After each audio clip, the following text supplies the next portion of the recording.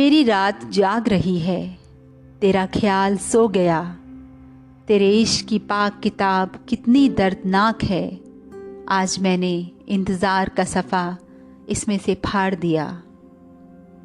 नमस्कार साथियों, मैं परमजीत कौर। आइए अमृता जी की आत्मकथा के सफ़र में अब आगे बढ़ते हैं। अमृता जी को जानना है तो हमें उनके भीतर झांकना होगा, उनकी नज़मों और कहानियों की खिड़की से। वह पहली महिला थी जिन्हें साहित्य अकादमी का अवार्ड मिला। पद्मश्री से पद्म विभूषण तक उन्हें नवाजा गया।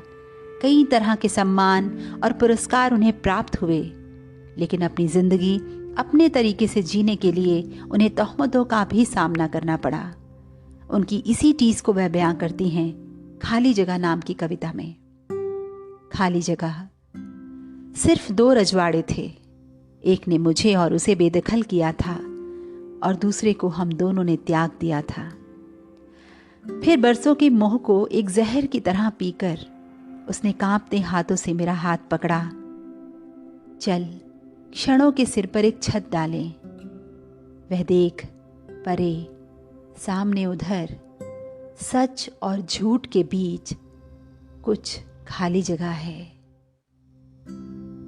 बचपन में ही माँ की मौत, बंटवारे का दर्द, एक ऐसी शादी जिसमें वो बरसों घुट कर रही, साहिर से प्रेम और फिर दूरियां, और इमरोज़ का साथ। इमरोज़ अमृता जी की इस जिंदगी भर के दर्द को बहुत अच्छी तरह से समझ गए थे, उसे महसूस किया। कहते हैं शायद एक कलाकार ही दूसरे कलाकार को इतनी आसानी से समझ सकता है। वह कहती हैं एक और साया था जो सपनों में उतरने लगा। कुछ पहचान नहीं सकती थी कि वह किसका साया है। दिखाई देता एक वीराने में एक मकान है, अकेला, आसपास कहीं कोई बस्ती नहीं, और उस 2 मंजिला मकान की एक खिड़की से पीछे की तरफ दूर तक एक जंगल दिखाई देता है और एक बहती हुई नदी दिखाई देता। उस खिड़की में कोई खड़ा है, कंधों पर एक गर्म चादर को लपेटकर। मुझे सिर्फ उसकी पीठ दिखाई देती थी और कभी कभी देखती कि वह खिड़की के पास रखे एक मेज पर एक बड़ा सा कैनवस लिए कोई चित्र बना रहा होता। मुझे ना चित्र दिखाई देता, न बनाने वाले की सूरत, सिर्फ दाईं तरफ का उसका कंधा और हाथ दिखाई देता। यह सपनों का साया मैं करीब 20 बरस देखती रही। हर 2-4 दिन के बाद फिर एक साधारण सी घटना हुई। मेरी एक किताब का कवर डिज़ाइन बनाने के लिए किसी ने इमरोज़ का नाम लिया। कहा बम्बई से एक कलाकार आया है जो बहुत पतली सी लकीरों में जादू बुन देता है। ये लफ्ज़ दिल्ली के चित्रकार सेठी ने कहे थे और देवेंद्र उसके बताने पर पहली बार इमरोज़ को मेरे पास लाए थे। उनका घर पास में ही था, इसलिए किताबों के सिलसिले में कई बार उनका आना होता रहा। अचानक इमरोज़ को गुरुदत्त का बम्बई से खत आया कि वे उन्हें अपने पास बुलाना चाहते हैं अपनी फिल्मों का काम करवाने के लिए। यह खत इमरोज़ को मासिक पत्र शमा के दफ्तर में काम करते हुए मिला और दोपहर को ही मुझे वह खत दिखाने के लिए आए। मैंने वह खत पढ़ा। इमरोज़ को उनके काम के लिए कुछ मुबारक जैसा कहा। फिर आगे जो कहा वह सचमुच मैंने नहीं कहा था। कोई तकदीर थी जो मेरे होठों पर आकर मेरे आंसुओं में भीगती रही। एक कहानी कहने लगी। मेरी और इमरोज़ की इस वाकफियत में सिर्फ किताबों की बात होती थी। मैंने कौन सी नई किताब पढ़ी है या इमरोज़ ने कौन सी नई फिल्म देखी है। उस दिन भी उसी आदत के कहने पर मैंने एक कहानी कही जो उन दिनों पढ़े अंग्रेज़ी के एक नॉवल की कहानी थी। एक शायर था जिसे खुदा ने बहुत कुछ दिया था पर शक्ल सूरत नहीं दी थी। उसने एक बहुत खूबसूरत लड़की को देखा, तड़प कर नज़में लिखने लगा, लेकिन उसे कुछ कह नहीं पाया। उसका एक दोस्त था, बहुत खूबसूरत और अमीर, लेकिन कुदरत ने उसे सिर्फ हुस्न और दौलत दी थी और कुछ नहीं।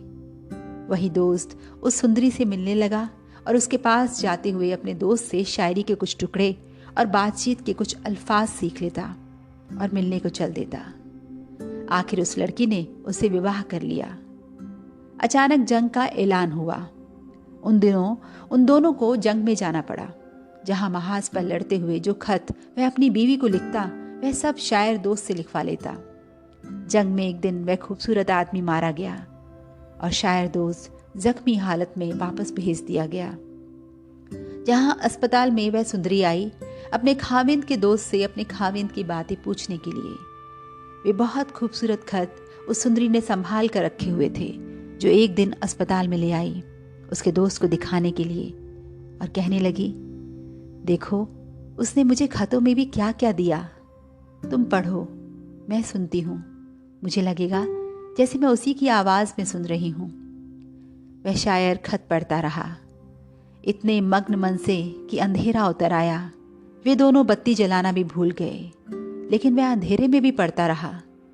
अचानक उस सुंदरी को ख्याल आया, कागज पर हर्फ तो दिखाई नहीं देते, वह कैसे पढ़ रहा है। और वह वक्त था जब उसने शायर के दिल का मर्म पाया। जान गई कि ये सारे खत उसी के लिखे और लिखवाए हुए हैं। शायर मौत के बिस्तर पर था और फिर उसकी आखिरी सांस भी टूट गई। इस कहानी में मैं नहीं, मेरी तकदीर बोल उठी थी। लग रहा था जिस बंबई शहर ने मेरा साहिर छीन लिया, वही शहर अब मुझसे इमरोज़ को छीनने के लिए उसे बुला रहा है। लेकिन ये सब ना होठों पर आ सकता था, ना आया। इमरोज़ बंबई चले गए। गुरुदत्त ने नौकरी, कमरा सब पेश किया, पर नहीं जानती तकदीर ने इमरोज़ से कुछ हौले से क्या कहा कि ठीक 3 दिन के बाद इमरोज़ ने मुझे बंबई से फ़ोन किया, मैं दिल्ली आ रहा हूँ। यह तकदीर का कोई रहस्य था जो उसने अपनी उंगलियों से खोल दिया, और मैं जान पाई कि 20 सालों से जो एक साया सा दिखाई देता रहा, वह इमरोज़ का साया था, जाने किस जन्म का, और अब एक हकीकत बनकर धरती पर उतर आया है। इमरोज़ जिंदगी में आए एक हकीकत बनकर, और साहिर से वह रिश्ता हमेशा बना रहा, उसकी आखिरी सांस तक। याद आता है बरसों पहले एक बार जब साहिर दिल्ली आए, मुझे और इमरोज़ को अपने पास बुलाया। वहाँ जिस होटल में वे ठहरे थे, हम लोग करीब 2 घंटे वहाँ रहे। साहिर ने विस्की मंगवाई थी और मेज़ पर 3 ग्लास पड़े थे। जब रात गहरी होने लगी तो हम लोग वापस आए थे। फिर रात करीब आधी होने लगी थी जब मुझे साहिर का फ़ोन आया। अब भी 3 ग्लास मेज पर पड़े हैं और मैं तीनों ग्लासों से बारी बारी से पी रहा हूँ और लिख रहा हूँ, मेरे साथी खाली जाम। यह सिर्फ कुदरत जानती है कि कोई धागा था, पता नहीं किस जन्म का, जो इस जन्म में भी हम तीनों के गिर्द लिपटा रहा। 1990 में जब जालंधर दूरदर्शन ने मुझ पर फिल्म बनाई तो मुझे अपने साहिर से और इमरोज़ से जो रिश्ता था उसका कोई जिक्र करने को कहा। उस वक्त मैंने कहा, दुनिया में रिश्ता एक ही होता है, तड़प का, विरह की हिचकी का और शहनाई का। जो विरह की हिचकी में भी सुनाई देता है, यही रिश्ता साहिर से भी था, इमरोज़ से भी है। यह साहिर की मोहब्बत थी जब लिखा, फिर तुम्हें याद किया, हमने आँख को चूम लिया, इश्क जहर का प्याला सही, मैंने एक घूंट फिर से मांग लिया। और इमरोज़ की सूरत में एहसास की जो इंतहा देखी, एक दीवानगी का आलम था जब कहा, कलम ने आज गीतों का काफिया तोड़ दिया, मेरा इश्क यह किस मुकाम पर आया है, उठो अपनी गागर पानी की कटोरी दे दो, मैं राहों के हाथ से इस पानी से धो लूँगी। राहों के हाथ से आकाश गंगा का पानी ही धो सकता है। एक दर्द था जिसने मन की धरती को जरखेज किया, और एक दीवानगी उसकी बीज बन गई, मन की हरियाली बन गई। वह कहती हैं कि जिंदगी जीने के सिर्फ 2 तरीके हो सकते हैं। दृष्टिकोण नाम की एक कविता में वह कहती हैं, हर एक उम्र का एक टुकड़ा रोज ज़िबा होता है, हर एक उम्र का एक टुकड़ा रोज ज़िबा होता है। ज़िबा मतलब स्लॉटर, कत्ल। इंसान के इख्तियार में सिर्फ इतना है कि ज़िबा हुए टुकड़े को वह घबराकर फेंक दे और डरे, या फिर कबाब की तरह भूने, खाए और सांसों की शराब पीता हुआ अगले टुकड़े का इंतजार करे। कविता का मतलब बहुत साफ है कि या तो आप अपनी जिंदगी को डर कर जिएं या निडर बाहें फैलाकर अपनी जिंदगी का सामना करें। अमृता प्रीतम का जीवन कई दुखों और सुखों से भरा रहा।